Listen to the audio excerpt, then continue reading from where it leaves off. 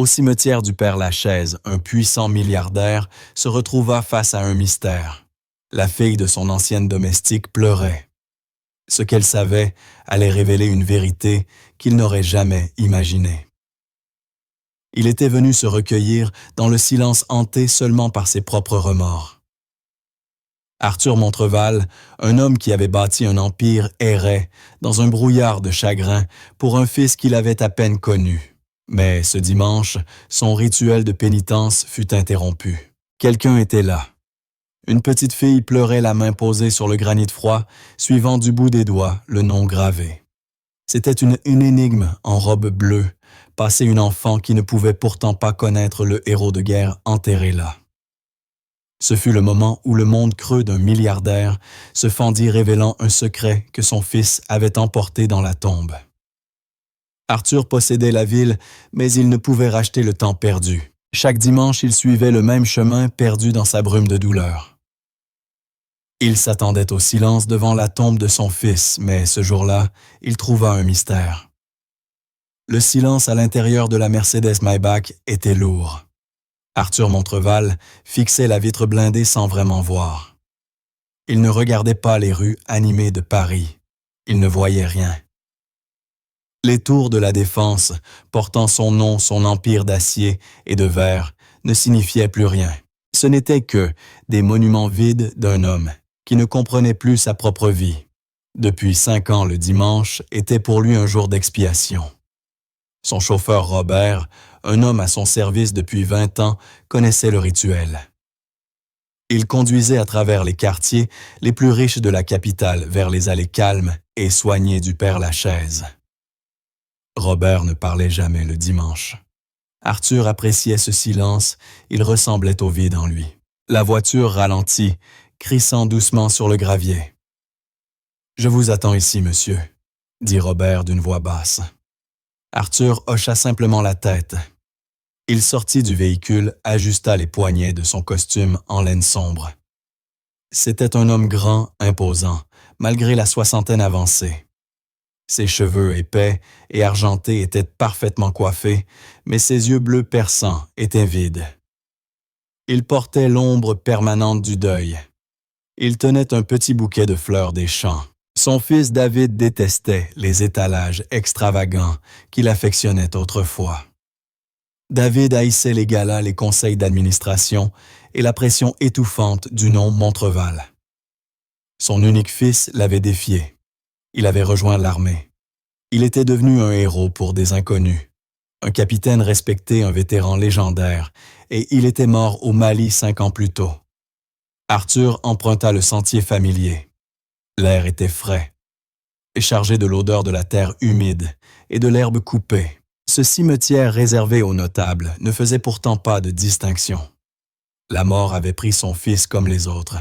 Il lui avait fait ériger un monument, une grande stèle de granit, gravée Capitaine David Montreval. En dessous, une plaque de bronze décrivait sa bravoure. Son service, son sacrifice. Arthur détestait cette plaque.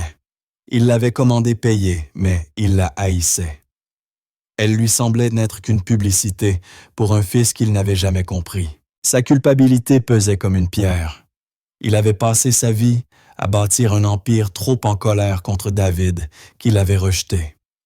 Il n'avait pas pris le temps. Il croyait que le temps était infini. Il pensait qu'il pourrait réparer plus tard. Il s'était trompé. En contournant la dernière rangée de chênes, la tombe apparut sur une petite butte, dominant un étang tranquille. Mais Arthur s'arrêta net. Son poing se referma sur les fleurs. Quelqu'un était là. Une enfant.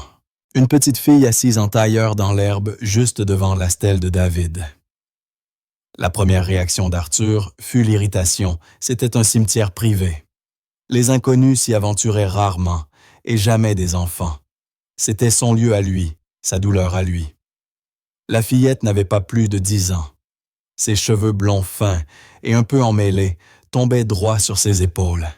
Elle portait une simple robe bleue. Elle était propre, mais Arthur voyait d'ici les poignets usés et la couleur passée. Ses chaussures étaient élimées, les semelles presque percées. Elle pleurait. pas de grands sanglots bruyants, un tremblement muet et déchirant. Ses petites épaules frémissaient, sa tête restait baissée. Une main reposait sur le granit froid, suivant les lettres gravées du nom de David. Arthur resta là 1 minute entière immobile. La scène semblait fausse, déplacée. Il pensa à son personnel. Il n'avait jamais eu d'enfant dans sa vie. Son hôtel particulier était un lieu silencieux, stérile. Il se souvenait avoir eu une femme de ménage autrefois, une certaine Suzanne. Elle était efficace. Il la remarquait à peine. Elle avait une fille vaguement, il s'en souvenait. Mais c'était impossible. Suzanne avait démissionné. Ce souvenir refit surface, tranchant et indésirable. Elle était partie soudainement, environ 6 mois après les funérailles de David. Arthur s'était irrité à l'époque. Suzanne était une bonne employée. Il lui avait proposé une augmentation qu'elle avait refusée polie mais ferme. Elle avait simplement dit qu'elle devait partir pour se rapprocher de sa famille. Il n'avait plus jamais pensé à elle depuis. Cet enfant ne pouvait pas être sa fille. Il écarta l'idée absurde. Il s'éclaircit la gorge. Le son résonna étrangement fort dans le silence. « Que fais-tu ici » demanda-t-il. Sa voix sortit plus dure qu'il ne l'aurait voulu. C'était la voix qu'il utilisait en conseil d'administration, celle qui exigeait des réponses.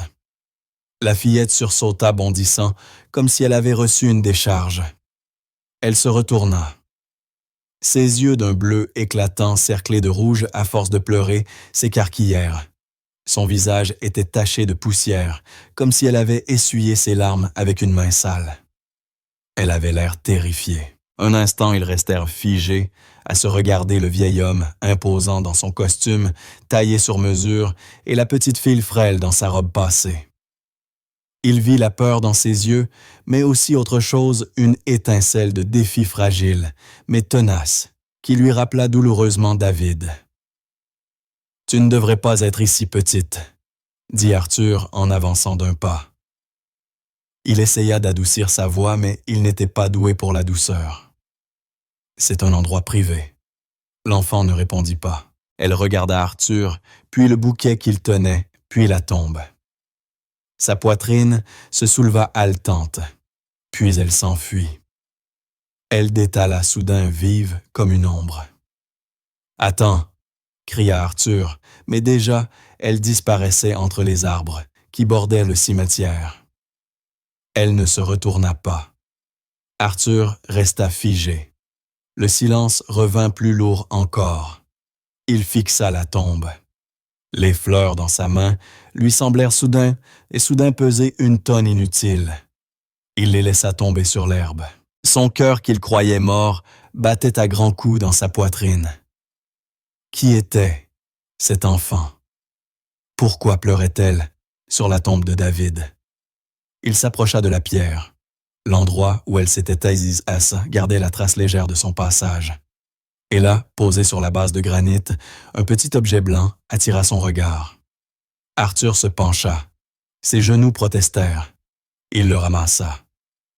C'était un oiseau taillé dans le bois peint en blanc, la peinture écaillée par le temps.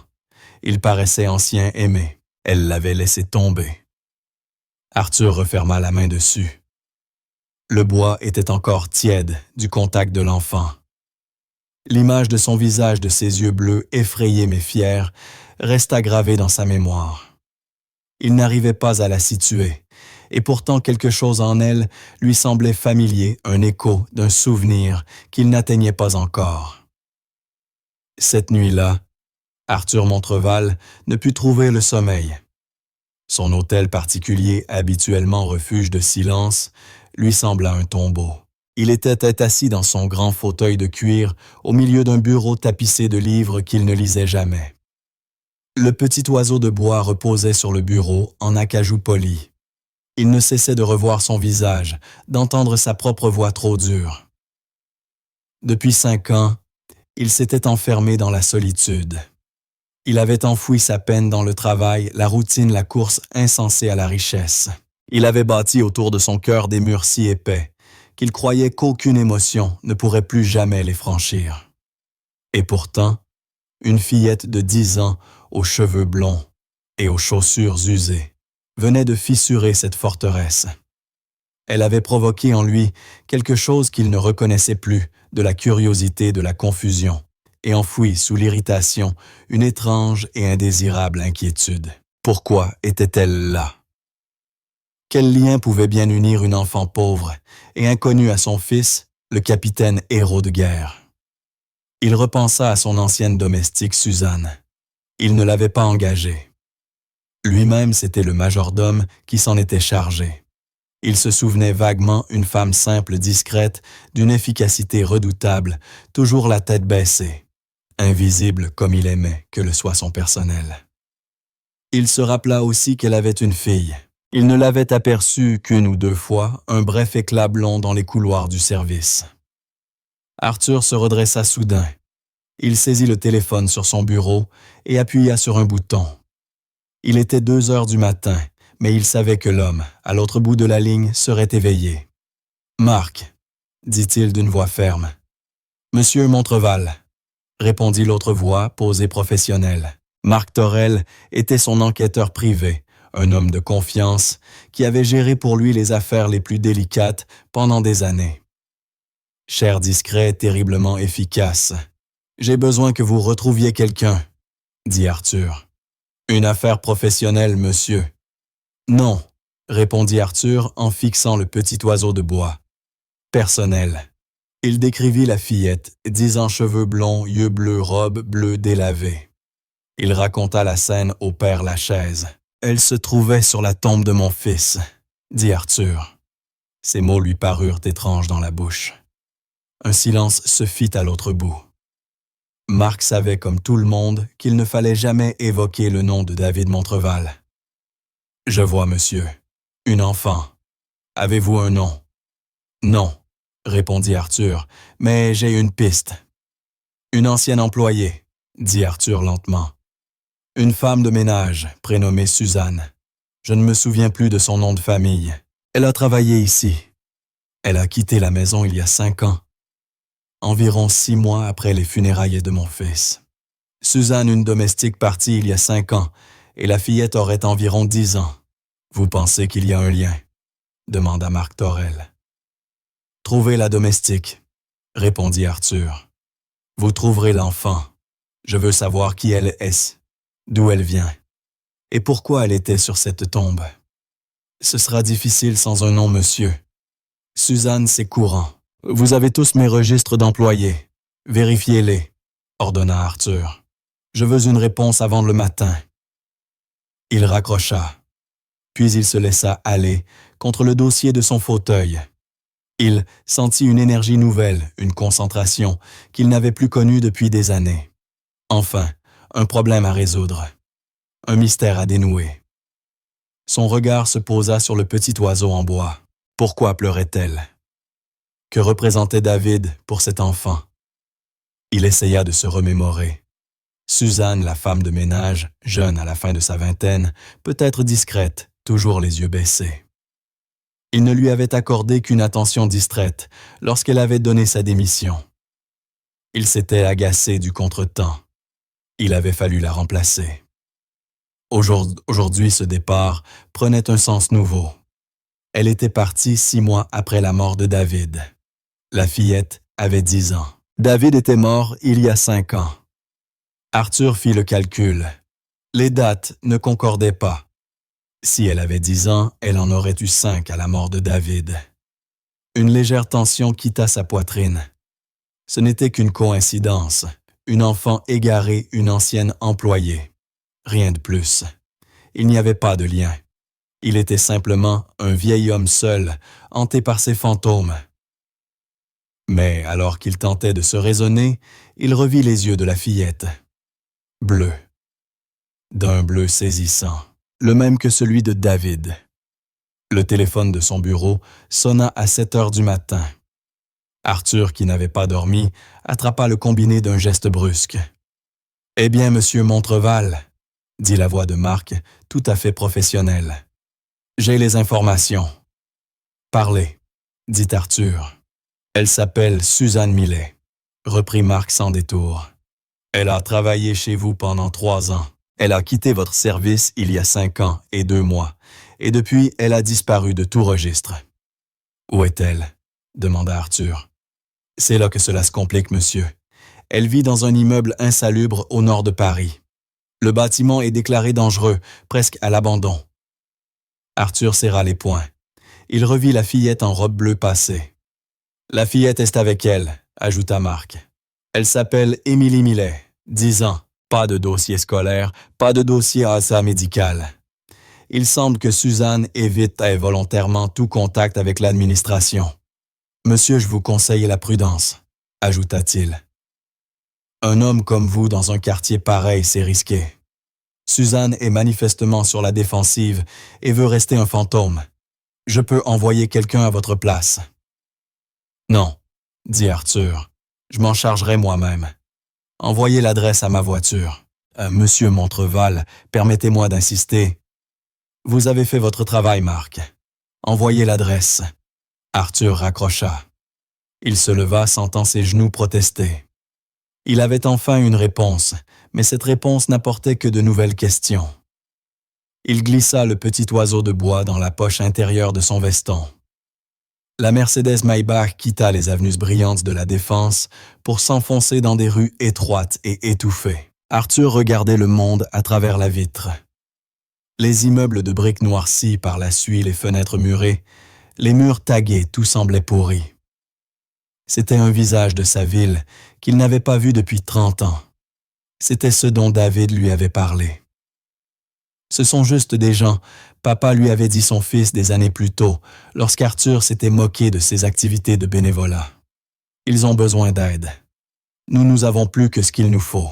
Je construis des tours, je crée des emplois, avait rétorqué Arthur.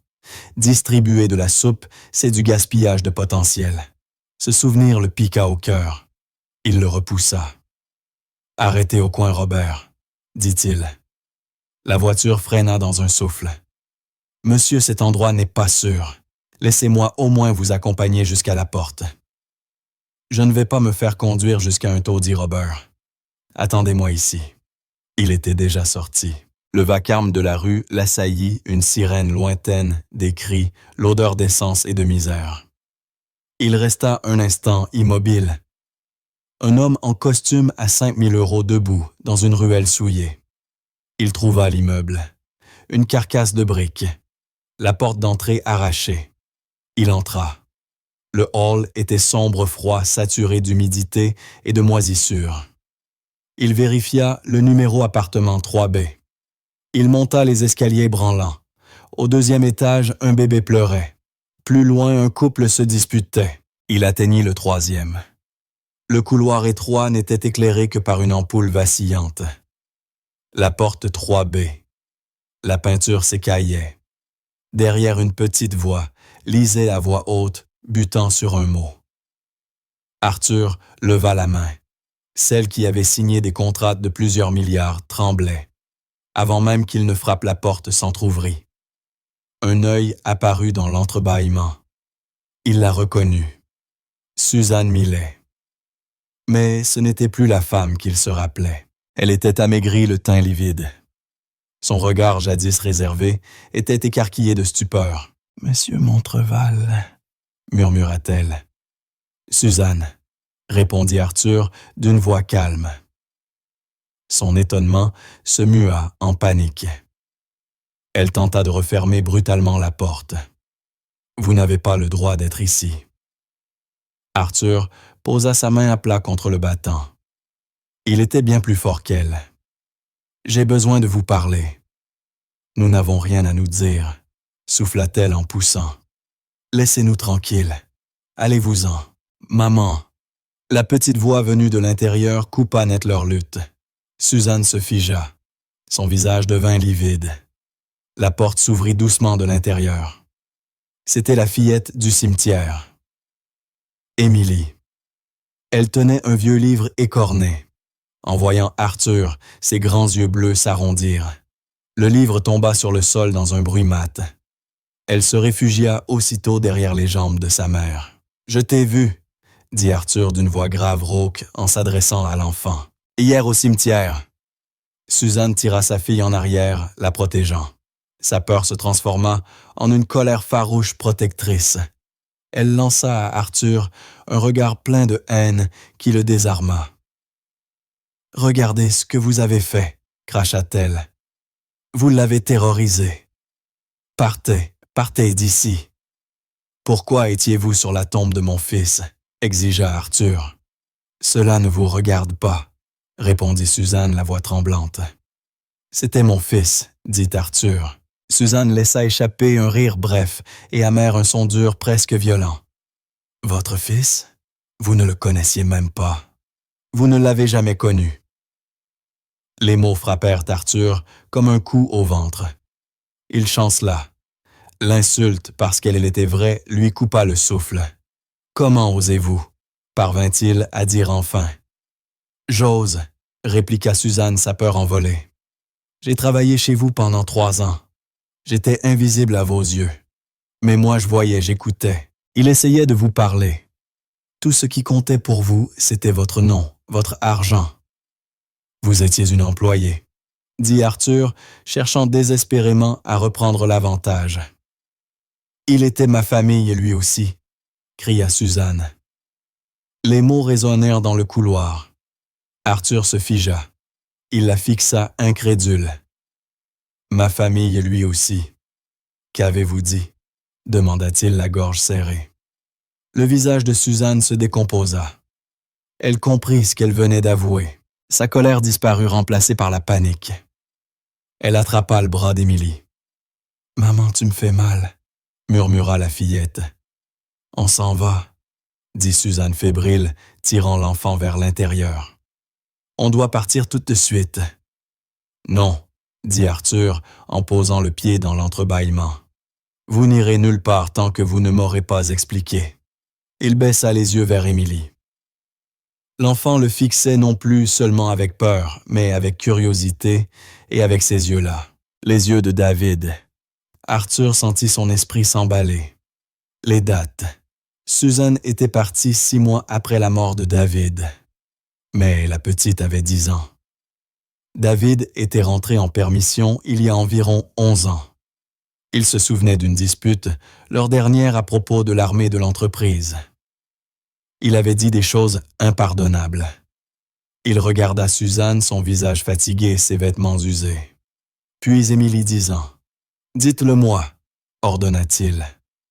Suzanne était piégée. Ses épaules s'affaissèrent. « S'il vous plaît » murmura-t-elle. « Laissez-nous tranquilles. Nous ne voulons rien de vous. » « J'ai trouvé ceci » dit Arthur d'une voix soudain basse. Il sortit de la poche de son manteau le petit oiseau de bois écaillé. La tête d'Émilie se releva d'un coup. Ses yeux s'accrochèrent à l'objet. « Mon oiseau » s'exclama-t-elle. Elle s'avança oubliant sa peur. Arthur tendit la main tremblant. « C'est lui qui l'a fabriqué, n'est-ce pas ?» dit-il d'une voix brisée. Il savait déjà. David sculptait autrefois un passe-temps qu'il avait toujours jugé inutile. Émilie prit doucement le petit oiseau dans sa main. Ses doigts sales effleurèrent la peau d'Arthur. « Mon papa me l'a fait » dit-elle tout bas. Le couloir sembla vaciller. Arthur manqua d'air. Il leva les yeux vers Suzanne. Son visage était ravagé de larmes. Une confession silencieuse. « Mon papa » répéta Arthur, la voix étranglée. Il regarda l'enfant. « Ton père. » Puis il se tourna vers Suzanne. « Dites-le-moi, » supplia-t-il. « Dites-moi la vérité. » Suzanne posa ses mains sur les épaules de sa fille, la serrant contre elle. « Oui, » dit-elle, la voix brisée. « David était son père. » Arthur recula sa main, s'agrippant au chambranle sale de la porte. Ses jambes flageolèrent. « Mon fils, une fille. Cet enfant, Émilie, c'est ma fille, » dit Suzanne, retrouvant un peu de force dans sa voix. « Et vous n'avez aucun droit sur nous. Allez-vous-en, je vous en prie. » Elle referma la porte. Arthur resta dans le couloir figé. Le cliquetis du verrou métallique retentit. Il se retrouva seul, entouré d'un silence assourdissant, seulement troublé par le son rauque de sa propre respiration. Il fixa la peinture écaillée de la porte. Le verrou s'enclencha de nouveau sec et définitif. Ce bruit eut la brutalité d'un coup de poing. Ma petite fille, pensa-t-il hébété. Il venait de perdre une guerre dont il ignorait même l'existence. Petite fille. Ce mot n'avait aucun sens pour lui. Arthur Montreval avait toujours compris le monde en chiffres, en bilan, en actifs et en dettes. Mais cela, aucune équation ne pouvait l'expliquer. Il avait une petite fille. Le fils qu'il avait perdu, David, avait eu une fille. Et elle vivait ici, dans un endroit où lui n'aurait pas même laissé dormir ses chiens. Il s'appuya contre le mur. Ses jambes vacillaient. À 68 ans, pour la première fois de sa vie, il se sentit vraiment faible. Il revit le visage de Suzanne, la peur, l'épuisement, et cette haine brûlante pure qu'elle lui avait jetée au visage. « Vous ne le connaissiez pas. » Ces mots valaient plus que tous les bilans du monde. Il n'avait jamais connu que David l'héritier, David le symbole. Pas David l'homme. Et David lui avait compris. Il avait vu en son père un homme indigne de confiance. Pas pour ça. La colère revint, mais différente, plus lourde, plus malade. Ce n'était plus la rage de l'autorité blessée. C'était celle amère de la culpabilité. Arthur leva la main lentement pour frapper de nouveau. « Suzanne, » dit-il d'une voix rauque. Elle n'avait plus rien de sa puissance. « Suzanne, ouvrez-moi, je vous en prie. » Aucun bruit derrière la porte. L'enfant, Émilie. Elle ne peut pas rester ici, insista Arthur. Ce n'est pas un endroit pour une petite fille, pas pour l'enfant de David. Il attendit. Il crut entendre un murmure Suzanne apaisant la fillette. « S'il vous plaît, reprit-il, je veux juste aider. »« Partez, » répondit la voix étouffée derrière la porte dure mais tremblante. « Vous ne pouvez pas aider. Vous détruisez tout. David le savait. Il m'avait prévenu. » Arthur se figea. « Il vous a dit ça. »« Il m'a tout dit, » répliqua Suzanne, la voix brisée. « Comment vous avez essayé d'acheter sa carrière militaire, comment vous avez voulu le briser. Il nous aimait, monsieur Montreval. Il ne vous aimait plus, et il ne voulait pas que vous approchiez sa fille. Maintenant, laissez-nous tranquilles. » Le silence retomba plus épais que jamais. Arthur resta debout 1 minute entière. Lui, l'homme qui n'avait jamais perdu une négociation, venait d'être vaincu par une porte verrouillée et une femme sans rien. Il finit par se détourner. Il descendit lentement les marches branlantes. Les bruits de l'immeuble, les disputes, les pleurs d'un bébé semblaient l'accuser. Ma petite fille vit ici. Dehors, le vacarme et l'odeur âcre de la misère le frappèrent de nouveau. Au bout de la rue, la Mercedes noire attendait. Elle paraissait absurde, comme un vaisseau spatial échoué dans une décharge. Robert aperçut Arthur, sortit précipitamment de la voiture inquiet. « Monsieur, vous allez bien. » Arthur le regarda sans répondre. Il entra à l'arrière raide et silencieux. « À la maison, monsieur ?» demanda doucement Robert. Arthur fixait encore l'immeuble condamné. « Non, » dit-il en sortant son téléphone. « Attendez. » Il composa un numéro. « Marc, » dit-il d'une voix plate. « Monsieur Montreval, vous l'avez retrouvé. Elles vivent dans l'appartement 3B. L'immeuble est un piège mortel. Je veux une protection tout de suite. Monsieur, je vous avais prévenu. » « Je me moque de vos avertissements, » rugit Arthur. Sa voix explosa, faisant sursauter Robert. « Je veux 2 hommes en civil ici dans 20 minutes, qu'ils surveillent la porte de l'immeuble. Personne ne sort, personne n'entre. Vous m'avez compris. Monsieur, ce n'est pas l'égalité ou non, je m'en fiche. Faites-le, Sislis. Et trouvez-moi un acte de naissance au nom d'Émilie Millet, 10 ans, mère Suzanne Millet, père. » Sa voix se brisa. Il n'arrivait pas à prononcer le nom. « Père David Montreval, » Je veux en avoir la preuve. Bien, monsieur, répondit Marc calmement. L'équipe sera sur place dans 20 minutes. Arthur raccrocha. Ramenez-moi Robert, murmura-t-il. La voiture s'éloigna lentement et Arthur regardait dans le rétroviseur l'immeuble s'effacer derrière lui. Il tremblait. Il n'avait pas seulement trouvé une enfant, il venait de découvrir le secret de son fils et sa propre faillite morale. Dans l'appartement, Suzanne Millet glissa le long de la porte jusqu'au sol. Elle ramena ses bras autour de ses genoux et éclata en sanglots. « Maman !» Émilie se tenait au milieu de la petite pièce nue, serrant contre sa poitrine le petit oiseau de bois. La pièce était glaciale, un matelas à même le sol, un réchaud, une pile de couvertures. Leurs rares affaires étaient entassées dans 2 sacs contre le mur. « Maman, ça va ?» demanda la fillette. « On doit partir, ma chérie », murmura Suzanne en s'essuyant le visage. Ses mains tremblaient si fort qu'elle voyait flou. « Mais pourquoi? Qui était cet homme, il ressemblait à la photo. » Suzanne releva la tête, bouleversée. Dans le petit sac à dos d'Émilie, il n'y avait qu'une seule photo pliée, un jeune homme en uniforme souriant. David. « C'est son père », dit Suzanne d'une voix rauque. « Le père de David. » « Et c'est un homme très mauvais, » murmura Suzanne. « Mais il avait l'air triste, » dit Émilie doucement. L'enfant était calme, observatrice. Elle avait vu trop de choses pour son âge.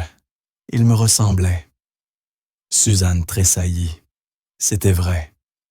Émilie avait les yeux de David, mais aussi son sourire.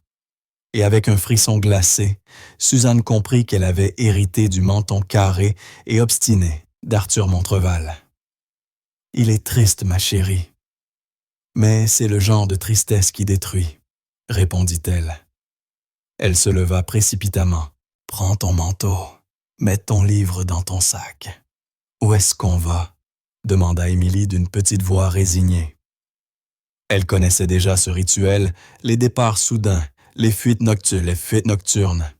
« Je ne sais pas, » dit Suzanne, fouillant dans un tiroir. « Quelque part où il ne nous trouvera pas. On ira à l'abri du côté ouest. Non, il nous cherchera là-bas. On prendra un corps. » Elle s'arrêta. Ses mains tremblaient. Elle avait 7 € dans son portefeuille. Elle regarda sa fille, cheveux blonds, trop fins, visage pâle, corps trop frêle pour une fillette de 10 ans. Les souvenirs la rattrapèrent. Elle avait rencontré David dans ce manoir froid et sans âme. À l'époque, elle suivait des cours du soir pour devenir infirmière. Il avait été le premier dans cette maison à lui demander son nom. Elle l'avait croisé un soir dans la bibliothèque en train d'étudier. Il n'avait pas ri. Il lui avait demandé ce qu'elle lisait. Il avait écouté. Leur histoire avait été secrète, faite de conversations volées dans la cuisine et de promenades silencieuses dans le jardin. David n'était rien comme son père. Il était doux, marqué par la guerre, mais profondément bon. Le jour où il lui avait offert le petit oiseau en bois qu'il avait sculpté, il avait souri, « C'est une colombe », pour me rappeler ce à quoi ressemble la paix. Puis il était reparti en mission. Et peu après, elle avait découvert qu'elle était enceinte. La peur l'avait paralysée. Elle voulait lui écrire, mais ses lettres devenaient sombres. Il allait mal. Puis la nouvelle était tombée. Capitaine David Montreval, tué au combat. Le monde de Suzanne s'était effondré. Elle avait mis au monde Émilie seule dans un petit hôpital de la périphérie. Quand elle l'avait tenue dans ses bras, elle avait vu les yeux de David la regarder. Elle était retournée travailler, il fallait bien nourrir l'enfant. Le manoir lui avait semblé hanté. Arthur Montreval était un tyran dans son deuil, il criait sur le personnel. Jetait des objets avalés par son propre malheur. Elle avait gardé son secret. Mais au bout de 6 mois, elle n'en pouvait plus. En le voyant, elle avait su cet homme ne devait jamais savoir.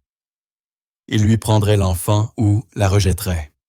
Dans les 2 cas, ce serait la fin. Alors elle avait vidé ses économies et s'était enfuie.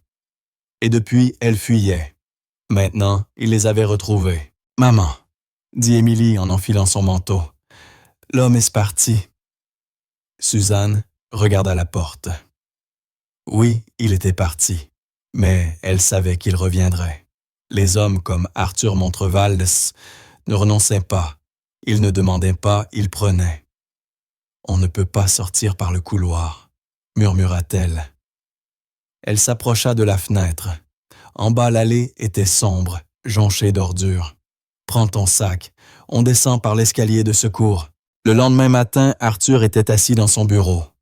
Il n'avait pas dormi. Le petit oiseau de bois reposait sur son bureau, à côté d'une pile de documents. En face de lui se tenait Marc Torel, les traits tirés. « Elles sont parties », dit Arthur. Ce n'était pas une question.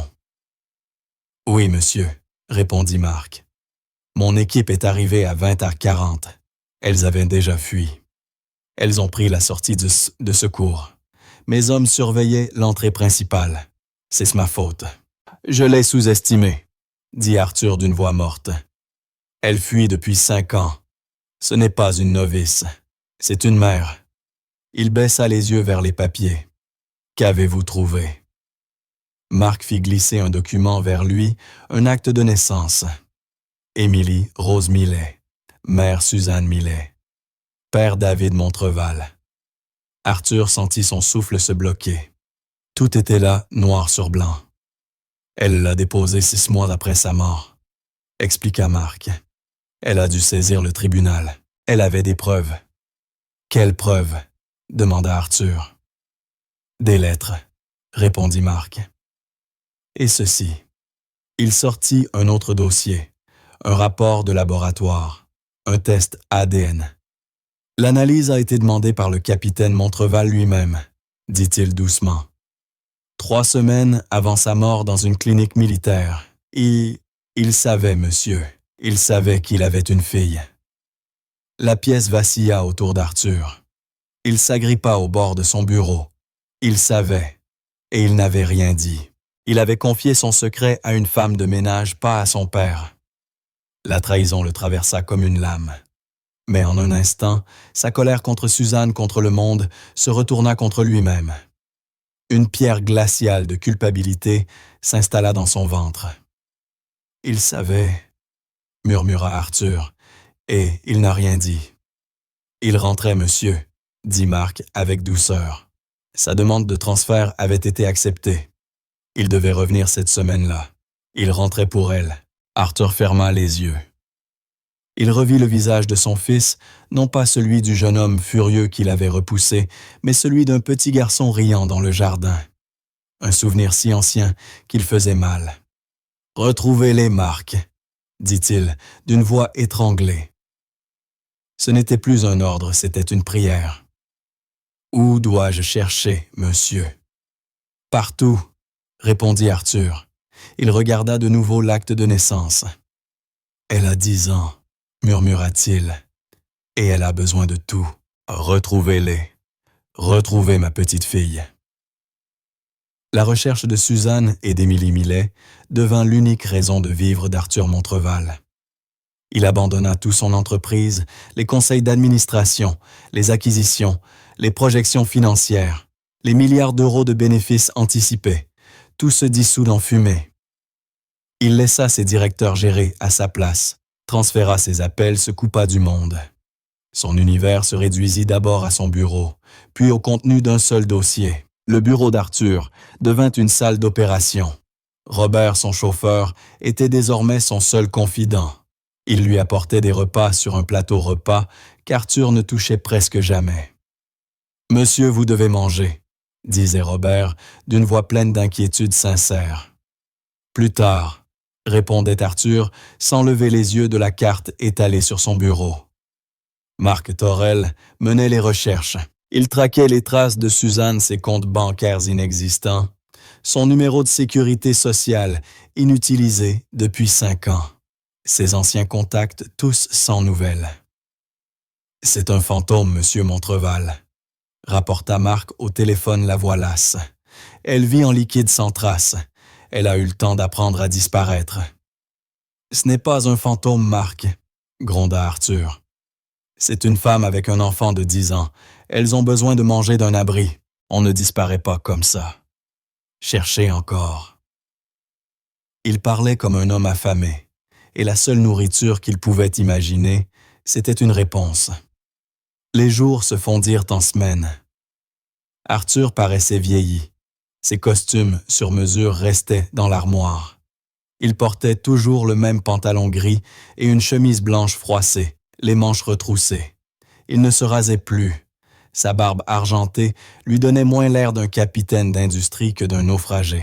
Sa colère s'était éteinte, remplacée par un vide douloureux, semblable à celui que la mort de David avait creusé, mais plus aigu encore. Cette perte-là, il aurait pu l'empêcher. Dans son désespoir, il mit la maison sens dessus dessous. Pas de rage, non une fouille archéologique frénétique, comme s'il cherchait à exhumer son fils. Cela le mena jusqu'à la chambre de David. Il n'y était pas entré depuis 5 ans. Le personnel avait ordre de la maintenir propre, mais de ne rien déplacer. C'était un sanctuaire figé, le musée d'un homme qu'il n'avait jamais vraiment connu. Des livres d'histoire militaire s'entassaient à côté de romans d'auteurs dont Arthur ignorait tout. Une guitare reposait dans un coin. David jouait de la guitare. Et tout au fond du placard, un carton scellé l'attendait. L'étiquette disait « CPTD, Montreval effet personnel ». L'armée le lui avait envoyé. Il se souvenait l'avoir fait ranger ici, puis d'avoir fermé la porte à clé. Trop en colère contre David, pour mourir trop englouti dans sa propre douleur, pour affronter la réalité. Ses mains tremblaient en arrachant le ruban adhésif. Il souleva le couvercle. Une odeur de toile et de poussière du désert s'en échappa. À l'intérieur des uniformes pliés avec soin, une paire de rangers usés, quelques médailles dont une croix de la valeur militaire, jetées comme de simples souvenirs. Au fond, un carnet à la couverture de cuir épaisse. Dessous, un paquet de lettres liées par une ficelle. Les lettres étaient adressées à Suzanne d'une écriture nette et ferme, celle de David. Aucune n'avait été envoyée. Arthur s'assit par terre, le dos contre le lit. Ses genoux le faisaient souffrir. Il ouvrit le journal. La voix de son fils, silencieuse depuis 5 ans, se remit à parler. Ce n'était pas un journal de guerre. Pas vraiment. C'était une histoire d'amour. 14 août. Vue S à la bibliothèque encore. Elle étudiait. Elle travaille 16 heures par jour et trouve encore le temps de lire sur l'anatomie humaine. Elle veut devenir infirmière. Elle a plus de volonté que n'importe qui dans la salle du conseil de mon père. Arthur tressaillit. Il tourna la page. 2 septembre. Je lui ai parlé de la dispute avec mon père. Il veut que je quitte l'armée. Il a traité mes hommes d'ouvriers sans éducation et mon service de caprice d'enfant rebelle. S m'a écouté. Elle n'a pas jugé. Elle a juste compris. Elle a posé sa main sur mon bras. C'est la première fois depuis des mois que je me sens apaisé. Je crois que je suis amoureux d'elle. Arthur ferma les yeux. Le souvenir de cette dispute remonta brûlant. Il avait été cruel. Il avait voulu briser David pour le ramener dans le moule qu'il avait façonné. Il tourna encore quelques pages, le cœur battant. 21 mars, il y a 11 ans, 2 semaines de permission. 2 semaines de paradis. Je redoute d'y retourner. S. Et moi, nous ne sommes plus seulement 2. Hier soir, elle m'a dit « Je vais être père ». Je n'ai jamais eu aussi peur de ma vie et pourtant je n'ai jamais été aussi heureux. Je vais avoir une famille, quelque chose de vrai, quelque chose qui ne parle ni d'argent, ni de pouvoir, ni du nom Montreval. Je ne peux pas le dire à mon père. Pas encore. Pas jamais. Il gâcherait tout. Il essaierait d'acheter S ou de contrôler l'enfant. Il en ferait un nouveau pion de son empire. C'est à moi. C'est à nous. S a peur. Je lui ai promis de la protéger. De les protéger tous les deux. Le journal glissa des mains d'Arthur. Il gâcherait tout. Ces mots sonnaient comme une épitaphe. David n'avait pas seulement été un fils, il avait été un homme amoureux, prêt à devenir père. Et il avait regardé Arthur comme on regarde un monstre, un dragon qu'il fallait tenir loin de son trésor. Il a dit que vous essaieriez de nous posséder. La voix de Suzanne résonna dans sa mémoire. Il avait raison, murmura Arthur dans la pièce vide. Il avait raison. Il resta longtemps assis sur le sol de la chambre de son fils mort. La pitié qu'il s'était accordée pendant 5 ans, le deuil qu'il avait porté comme une armure, tout cela se consuma. Il ne resta qu'une honte nue brûlante. Pour la première fois, il comprit, il n'avait pas seulement perdu son fils, il l'avait chassé. 200 mètres plus loin, un corps s'arrêta dans un souffle. « Terminus, madame », dit le chauffeur. Suzanne Millet sursauta. Sa nuque était raide. Elle baissa les yeux. Émilie dormait la tête sur ses genoux, le visage pâle enfin apaisé. Elle tenait encore serré dans sa petite main l'oiseau de bois. Suzanne regarda par la vitre. Il était 3 heures du matin. Elles étaient arrivées dans une gare routière déserte d'une petite ville oubliée du centre de la France. La pluie traçait des lignes grises sur le verre sale. « On est arrivé, ma chérie », murmura-t-elle en secouant doucement sa fille. Émilie bougea, cligna des yeux confuses. « Où est-ce qu'on est? Est-ce qu'on est en sécurité? » Le cœur de Suzanne se brisa. « Oui, mon ange, on est en sécurité. » Elle mentait. Elle avait 7 euros. Et un seul espoir, sa demi-sœur Claire, une femme à qui elle n'avait plus parlé depuis 12 ans. Elle s'était quittée sur une dispute. Mais Claire était la dernière famille qui lui restait. « Viens », dit Suzanne en hissant le petit sac d'Émilie sur son épaule. « On doit marcher un peu. » Elles descendirent 2 bousses dans la pluie battante. Suzanne resserra sa veste fine. La rue était vide. Elle n'avait pas de téléphone, pas assez d'argent pour un taxi. Seulement une adresse griffonnée sur un papier. 3 kilomètres, on peut le faire. Donne-moi la main, M. La petite main glacée se glissa dans la sienne. « Ça va aller, maman », murmura Émilie comme si elle percevait le désespoir de sa mère. Papa était soldat. Il était courageux, non? Alors on peut être courageuse aussi. Suzanne s'arrêta. Elle s'agenouilla sur le trottoir trempé et serra sa fille contre elle. Les larmes se mêlèrent à la pluie. « Oui, mon amour », sanglota-t-elle. « C'était le plus courageux des hommes. Et toi, tu es comme lui. » Le téléphone sonna dans le bureau d'Arthur. Il décrocha vivement. « Quoi? J'ai trouvé quelque chose », dit Marc, la voix soudain animée. « Ce n'est pas un compte bancaire, ni une carte de crédit. C'est sa sœur. » Arthur se redressa. Elle a une sœur, une demi-sœur Claire Rivière. Pas le même père. Elles ont grandi séparément. J'ai vérifié son adresse, une petite ville du centre Holton-sur-Loire, à 3 heures d'ici. « Et l'adresse ?» demanda Arthur, l'esprit déjà en marche. « La facture d'électricité », répondit Marc avec une nuance de sourire. Claire Rivière vit seule, travaille comme serveuse. Sa consommation était stable depuis 2 ans, jusqu'à hier soir. Une légère hausse cohérente avec 2 nouvelles personnes dans la maison. Arthur se leva d'un bond. « Elles sont là », dit-il. Ce n'était pas une supposition. C'était une certitude. « Monsieur Montreval, que comptez-vous faire? Appeler la police, les services sociaux ?» Arthur regarda le journal ouvert sur son bureau, puis les lettres jamais envoyées. Il gâcherait tout. Il essaierait de nous posséder. « Non », dit-il d'une voix basse. Il leva les yeux vers son reflet dans la vitre. Le vieil homme défait qui lui rendait son regard n'était plus un industriel. Ce n'était plus une négociation. Ce n'était plus une conquête. « Non, Marc, vous n'appelez personne. Vous m'envoyez l'adresse et vous encaissez un chèque. »« Un chèque, monsieur. Un gros, » dit Arthur. « Et trouvez-moi un avocat. Pas un requin de mes affaires. Un avocat de famille. le meilleur du pays. Il allait faire cela à la manière de David, pas à la sienne. Il n'allait pas prendre sa petite fille. Il allait la mériter. Arthur ouvrit la porte de son bureau. « Robert » appela-t-il. Le chauffeur apparut aussitôt, comme s'il attendait. « Préparez la voiture. On part. »« À la maison, monsieur ?»« Non, Robert, » dit-il, en glissant le petit oiseau de bois dans sa poche, tel un talisman. « À Holton. »« Non, » dit Arthur.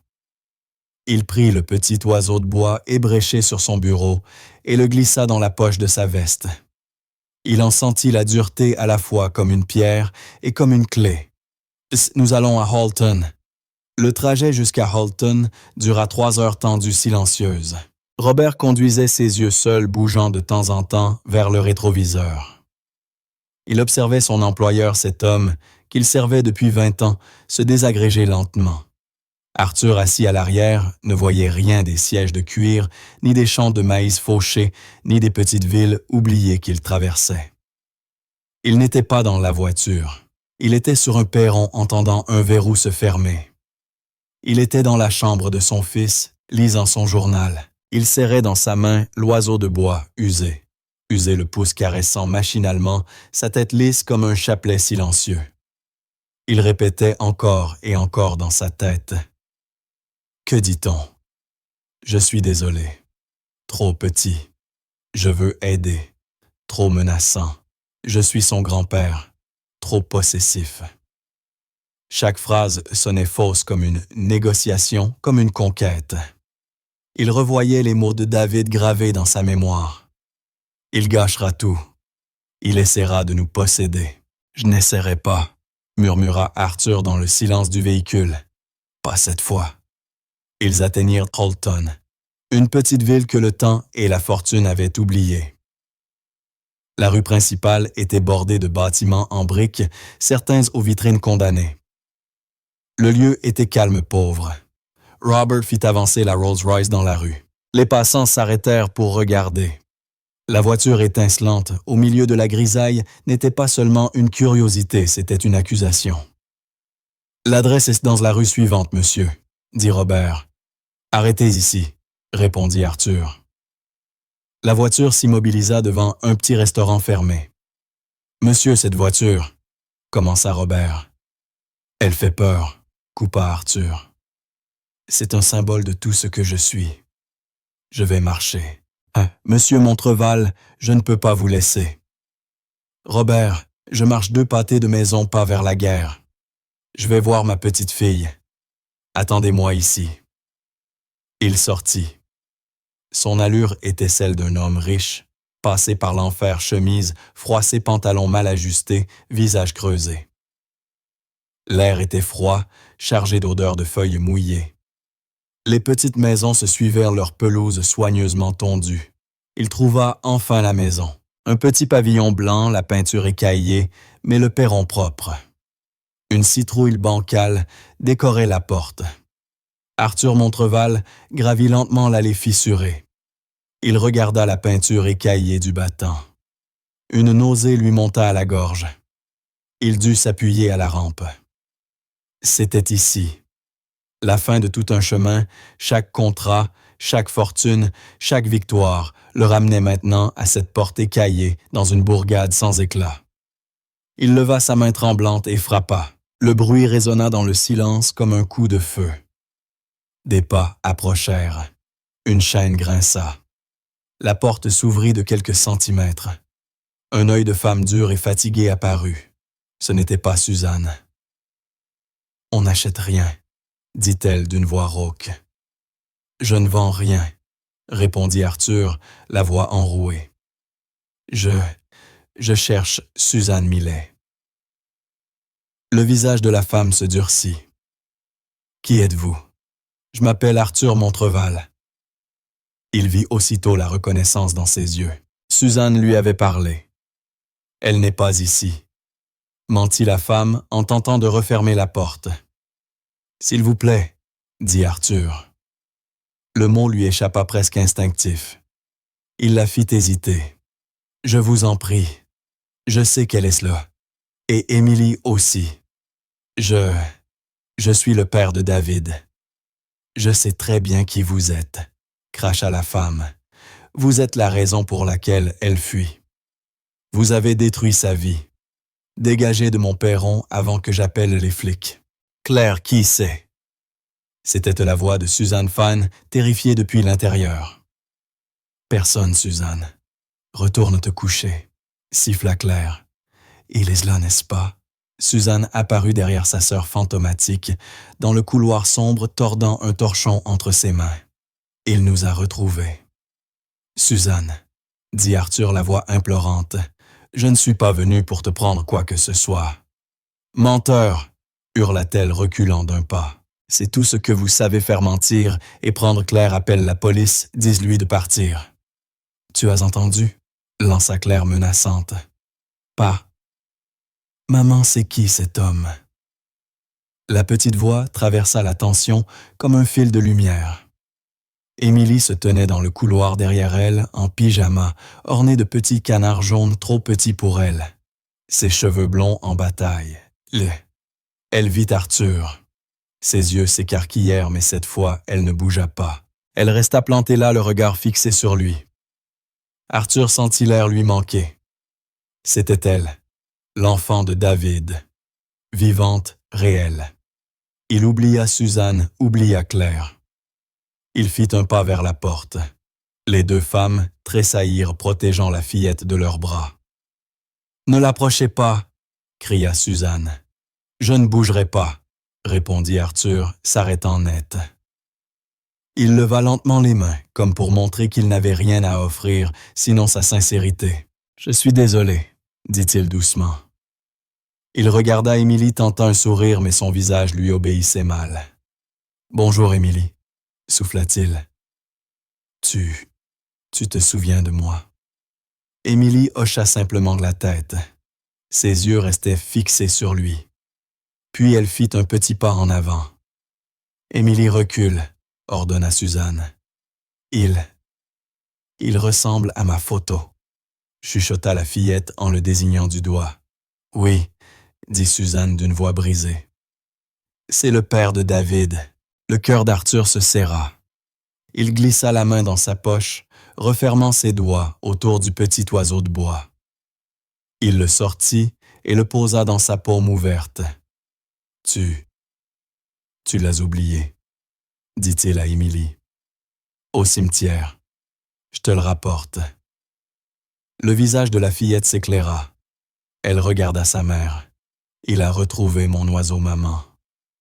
Il me l'a rapporté. » Elle fit un pas en avant, la main tendue. Suzanne la retint aussitôt par le bras. « Non, M. Nous ne voulons rien de lui. »« Mais c'est le mien, » protesta l'enfant, la lèvre tremblante. Pour la première fois, Arthur la vit comme une enfant, non comme un fantôme. Une petite fille de 10 ans qui voulait récupérer son jouet. « C'est papa qui l'a fabriqué, » dit-elle. « Je sais, » répondit Arthur d'une voix rauque. Il leva les yeux vers Suzanne par-dessus la tête de la fillette. « Je sais qu'il l'a fait. J'ai lu son journal, Suzanne. » Le visage de Suzanne devint livide. « Tu as fait quoi? »« J'ai lu ses lettres, celles qu'il n'a jamais envoyées, » poursuivit Arthur, la confession lui arrachant de la gorge. « Il rentrait pour vous. Il était si heureux. Et il avait si peur de moi. » Arthur baissa les yeux vers ses mains tremblantes.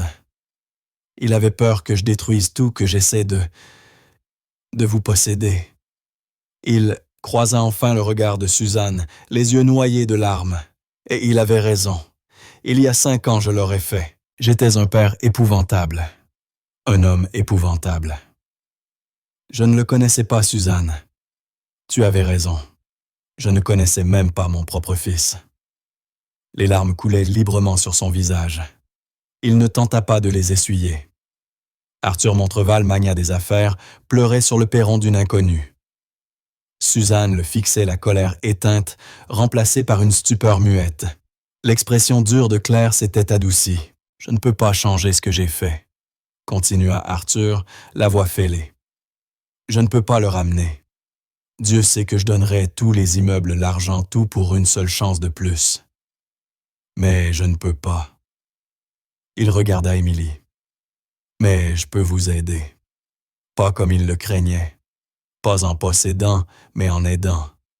Il aurait voulu que sa fille soit en sécurité, qu'elle ait chaud. Arthur ouvrit sa veste. Il en sortit une grande enveloppe épaisse. Il ne la tendit pas à Suzanne. Il la posa doucement sur la rambarde du perron. C'est un chèque de banque. Ce n'est pas mon argent. C'est celui de David de son fonds qu'il n'a jamais touché. Il est à vous, Suzanne. Pour vous et pour elle. Pour recommencer, pour vivre loin de moi si vous le souhaitez. Vous pouvez le prendre et je ne vous dérangerai plus jamais. Je partirai, je vous le promets. Suzanne fixa l'enveloppe comme si c'était un serpent. « Et si je la prends ?» demanda-t-elle, la voix tremblante.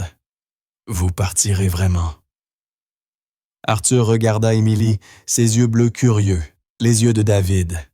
S'en éloigner serait l'acte le plus difficile de sa vie.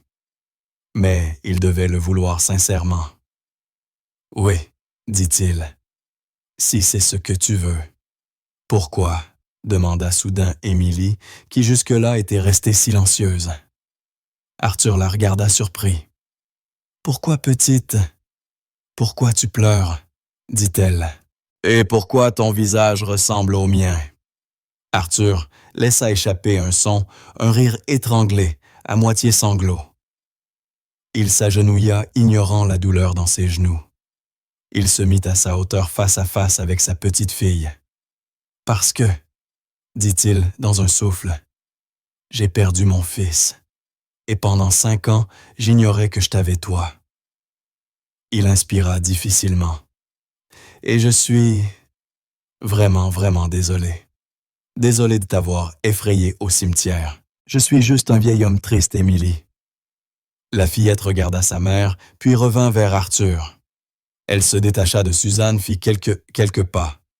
Claire eut un hoquet de surprise. Suzanne tendit la main, mais s'arrêta. Émilie se tint à 1 mètre de lui. Elle observa son visage, puis regarda l'oiseau de bois dans sa main. Elle posa sa petite main fine sur la sienne. Elle ne prit pas l'oiseau. Elle posa simplement sa main dessus. Ses doigts étaient petits tièdes. « Tu peux me le donner maintenant, » dit-elle doucement. La main d'Arthur tremblait tellement qu'il eut du mal à l'ouvrir. L'oiseau glissa dans la paume d'Émilie. Elle referma ses doigts dessus. Elle sourit. Un sourire timide, fragile, mais éclatant. C'était le sourire de David. « Merci, » murmura-t-elle, « de l'avoir retrouvé. » Arthur Montreval se brisa. Il enfouit son visage dans ses mains et pleura. Il pleura pour son fils, pour les années perdues, pour le gâchis, pour la cruauté, pour l'incroyable miracle de cet instant. Il sentit une petite main se poser sur sa tête, caressant ses cheveux argentés. « C'est pas grave, » chuchota Émilie.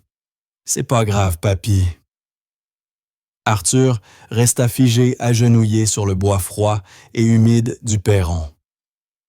Tout son monde patiemment construit s'était réduit à cela, la chaleur concrète, de la main de sa petite fille sur sa tête. Un reniflement rompit le silence. Ce n'était pas lui. Il leva les yeux, les larmes brouillant sa vue. Suzanne se tenait dans l'embrasure de la porte, les bras croisés sur sa poitrine. Le torchon gisait au sol. Son visage était un mélange de confusion de douleur et d'un espoir fragile, terrifiant, mais vivant. Claire, la plus terre-à-terre des 2 sœurs, poussa un long soupir. Elle regarda Arthur, puis Émilie, puis sa sœur. « Eh bien, bon sang, » dit-elle enfin, brisant le silence de sa voix rauque. « Tu vas le laisser à genoux là toute la journée. Tu fais peur aux voisins, et il me trempe le perron. » Suzanne tourna la tête vers sa sœur, puis vers l'homme qui avait été le père de son fils. Il lui parut soudain minuscule. Le milliardaire, imposant, terrifiant, avait disparu. Tout ce qu'elle voyait, c'était un vieil homme brisé, vidé de tout. Émilie, percevant ce changement invisible, retira sa main de la tête d'Arthur et la glissa dans la sienne. La grande main tremblante de l'homme se referma instinctivement autour de la petite.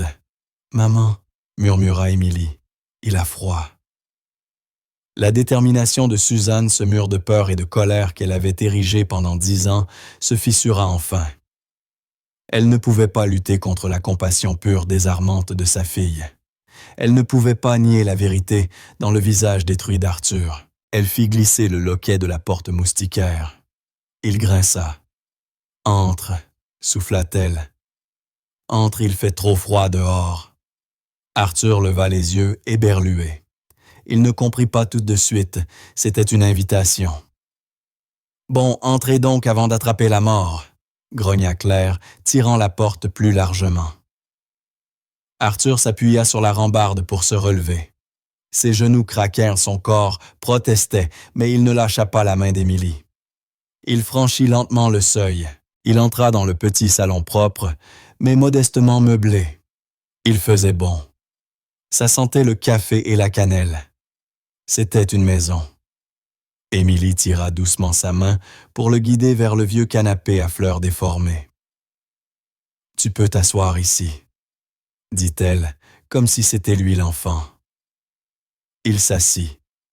Ses yeux parcoururent la pièce. Sur la cheminée, des photos de famille. Sur le mur, un dessin d'école signé Émilie. Et sur une petite table, un cadre montrant David en uniforme. Suzanne se tenait debout près de la cheminée. Claire, les bras croisés, montait la garde dans l'embrasure de la cuisine. « Je... » commença Arthur, sans savoir quoi dire. « Merci, » dit simplement Suzanne d'une voix tremblante. « J'ai lu moi aussi les lettres qu'il m'a envoyées. Il était si fier de ses hommes. C'était un homme si bon. »« Il l'était, » murmura Arthur. « Il vous aimait, » dit Suzanne, les mots jaillissant malgré elle. « Il était tellement en colère contre vous, mais il vous aimait. Il voulait seulement que vous le voyiez. Pas l'héritier. Lui, j'étais un idiot, » souffla Arthur. Il fixa la photo de David. Un aveugle arrogant. J'ai gaspillé tant de temps, tant d'amour. Il tourna la tête vers Suzanne. L'enveloppe, le chèque, il est toujours à vous. À David. Vous pouvez le prendre. Vous pouvez aller à l'école d'infirmière comme il disait que vous vouliez le faire. Vous pouvez acheter une maison. Allez où vous voulez. Je ne vous en empêcherai pas. Suzanne regarda le perron, là où l'enveloppe reposait encore sur la rambarde. Puis elle regarda sa fille perchée sur le canapé à côté de cet homme étrange. Émilie avait posé la tête sur l'épaule d'Arthur, les paupières lourdes de sommeil. « Je ne veux plus fuir, » murmura Suzanne des larmes, revenant lui brouiller les yeux. « Je suis épuisée. Fatiguée de courir. Tu n'as plus besoin de fuir, » dit Arthur d'une voix pleine d'émotion. Il posa doucement son bras autour des petites épaules d'Émilie. Plus jamais. Un mois plus tard, l'air du cimetière de Westwood était froid et vif. Le ciel d'un bleu éclatant, sans un nuage. Arthur Montreval se tenait devant la tombe de son fils. Il portait un long manteau de laine sombre, mais il avait chaud. Une petite main était glissée dans la sienne. « C'est ici que tu m'as vu », demanda Émilie. Elle portait un manteau rose vif et un bonnet blanc qui cachait presque ses cheveux blonds. « Oui, » répondit Arthur doucement. « Tu étais assise juste là en train de pleurer. »« J'étais triste, » dit Émilie d'un ton simple. « Mon papa me manquait. »« Il me manque aussi, » dit Arthur. « Est-ce que c'est bien, monsieur Montreval ?» demanda une voix derrière lui. Arthur se retourna. Suzanne se tenait à quelques pas, un bouquet de fleurs sauvages naisses à la main. Elle paraissait différente. Ses joues avaient retrouvé de la couleur. Ses cheveux avaient été coupés. Les cernes sous ses yeux s'étaient estompées. Elle portait un manteau chaud bleu comme le ciel. « C'est Arthur, Suzanne, » dit-il doucement. « Eh oui, c'est bien. C'est même plus que bien. » Émilie courut vers sa mère, prit les fleurs et s'avança jusqu'à la tombe. Elle s'agenouilla exactement comme Arthur l'avait fait sur le perron ce jour-là. Elle déposa le bouquet sur l'herbe, puis sortit de sa poche le petit oiseau blanc ébréché. Elle le posa soigneusement sur la pierre à côté des fleurs. « Bonjour, papa, » murmura-t-elle à la stèle. « J'ai retrouvé papy. Il n'est pas si méchant. Il pleure beaucoup, mais je crois qu'il va mieux. On va bien. » Elle se releva et revint vers eux, prenant la main d'Arthur, d'un côté celle de Suzanne de l'autre. Tous trois restèrent là un long moment, une famille brisée, mais recousue, rassemblée par miracle. Arthur regarda le nom de son fils gravé dans la pierre. La culpabilité était toujours là, elle le serait toujours, mais elle n'avait plus ce poids étouffant. Elle faisait simplement partie de lui, de l'homme qu'il était devenu, celui qui avait perdu un fils, mais qui, par un miracle qu'il ne comprendrait jamais, avait retrouvé une famille. Il avait retrouvé sa famille. « Robert t'attend, Arthur, » murmura Suzanne. « Il va prendre froid. »« Il peut attendre, » répondit Arthur en serrant la main d'Émilie dans la sienne.